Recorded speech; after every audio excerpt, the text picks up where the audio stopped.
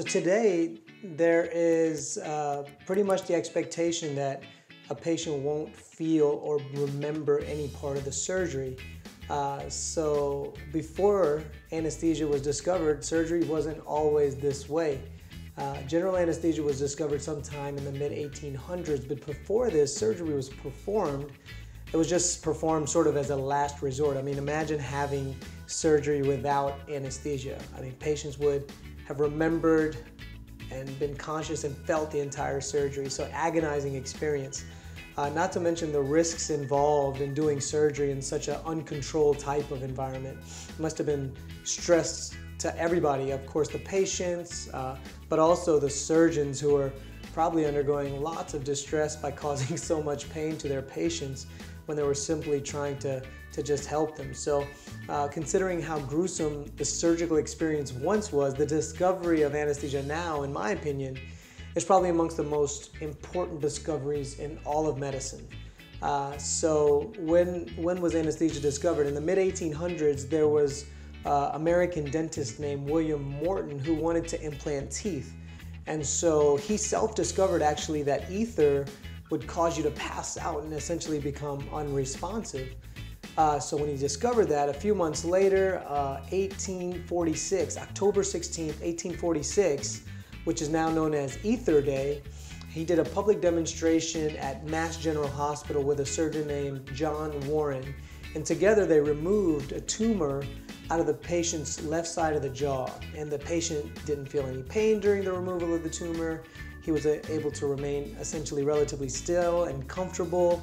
And so even though this dentist, William Morton, he wasn't the first to use anesthesia, he was the first to publicly demonstrate and publish it that it exists and it could be done. And so now he's considered the father of general anesthesia. So it began a new era.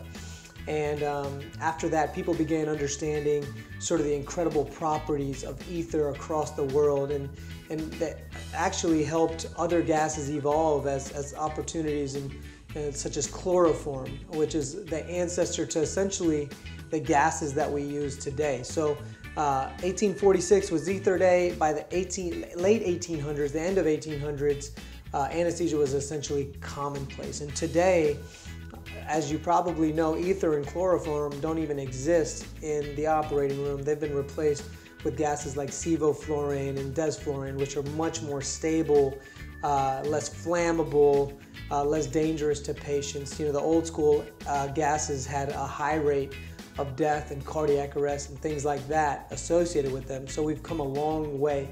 It's remarkable to see essentially what we have now. General anesthesia has evolved so much that anesthesia as a specialty is amongst the safest of all specialties. The statistics show that the mortality rate for anesthesia for healthy and fit patients undergoing elective surgery right now is about 1 in 300,000. So it's amazing. And despite the fact that we know that anesthesia is safe and is clinically effective, we still don't know exactly how it all works. It still remains such a mystery to us. And we know the goals of general anesthesia. You know, we don't want the patient to move, we want them to be pain-free, we want them to be unconscious. But the question about consciousness is actually, how does consciousness come out of the brain? And how do our drugs or our gases actually interfere with that? So we know anesthesia is safe, we just don't know exactly how it works yet. But what we do know is that the discovery of anesthesia, the evolution of anesthesia has changed the entire world of medicine, the entire world of surgery. So it's been amazing stuff, and it's cool to be a part of now. So that's the history of anesthesia. I hope I answered your question. I'll see you next time.